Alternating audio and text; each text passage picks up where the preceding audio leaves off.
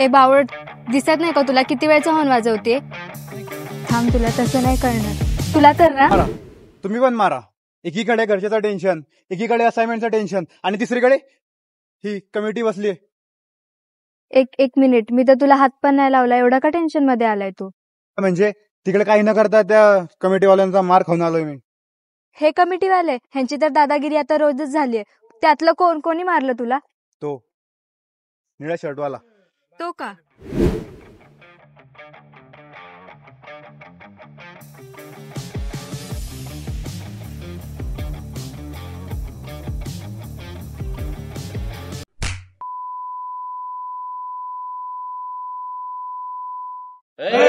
ए गप्प बसा. कमिटीचे मेंबर आहेत म्हणून दादागिरी करणार का? उठसूट मुलांना मार फिरणार का? अरे पण ए गप, तोंडातून एक शब्द काढू नको. मी काय नाही केलंय. का मारलंस त्या बिचाराला? अगं पण पुन्हा एकदा सांगते, कमिटीचे मेंबर आहेत म्हणजे कॉलेज तुमच्या बापाचं नाहीये. नीट वागायचं, कळालं ना?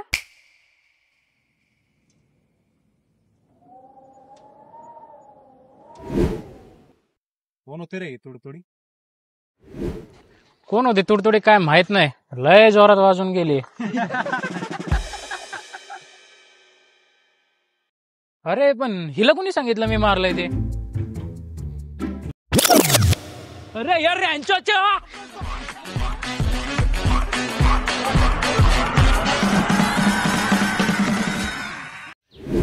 ए बस, हसण्याची गोष्ट वेगळी, पण असं कसं चालं?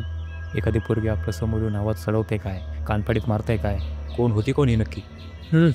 ती आमची वहिनी म्हणजेच वैष्णवीची मैत्रीण आहे ती. अच्छा, वैष्णवीची मैत्रीण होती काय? तरीच म्हटलं एवढा जाण दूर संकटच कसा. आणि वहिनीचा विषय निघाला की भाऊ लगेच खुश. वॉलेंटवरून सायलेंट होतं लगेच. सरकारी तुम्हाला काय काम आहे? सरकार हे बघा, न्याय सगळ्यांना सारखाच. आपल्यासमोर कोणीही आवाज सोडून बोललं नाही पाहिजे, मग ती कोणाची का मैत्रीण असेल.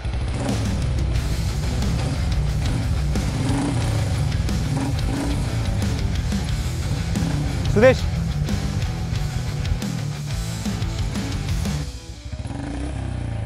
वैष्णवीबद्दल यांना अजून काही सांगू नको.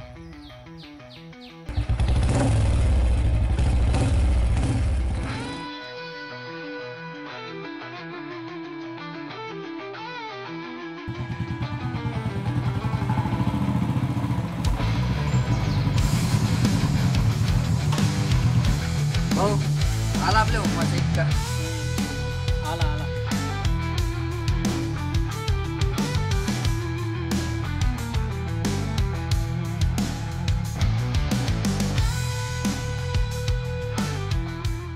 काय झालं? लेच गाईड बोलवलं. माझी मानलेली बहीण वैशी माहिती ना तुला? तिला एक पोरगा आवडतो, पण त्याला ती आवडत नाही. मग कधी उचलायचं सांग. उचलायचं वगैरे नाही, पण चारण वैशीला हो म्हणलाच पाहिजे, याची जबाबदारी तुझी. काय करायचं ते तुझं तू ठरव. आणि तुला माहिती नसेल, वैशी खूप हट्टी, ती असं ऐकणार नाही. दादा, तुम्ही प्रत्येक वेळेस सांगता तुमची बहिणी ती मांडली, पण मी आज पण तुला पाहिलंच नाही. अरे हो, तू तिला पाहिलंच नाही ना? हे बघ आली.